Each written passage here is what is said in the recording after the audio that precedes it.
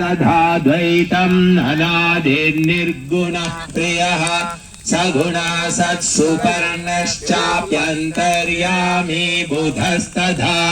चन्द्राचिन्मित्रमाप्तश्च गरुत्मान् सर्वशक्तिमान् स्वयंभूर्भगवान् होता पुरुषा प्रपितामहः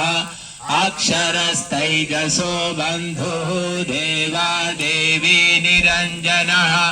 नित्यो नारायणः सूर्यः विश्वो विश्वम्भरः पिता कालाग्निरन्नारः इन्द्रगणपतिर्गुरुः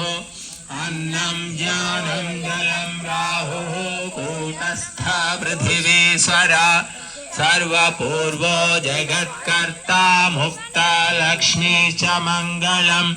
बुद्धो हिरण्यगर्भोऽयं कुबेरकेतुरर्यमा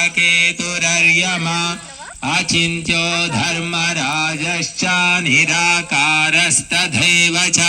विष्णुर्विश्वेश्वरश्चैव कीर्त्यतेयं जगत्प्रभुः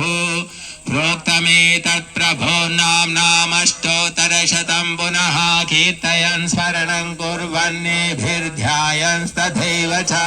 भगवन्तं जगन्मूर्तिं भक्तिमुक्तिप्रदं प्रभुं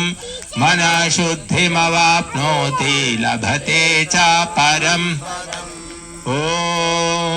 शान्तिः शान्तिः शान्तिः।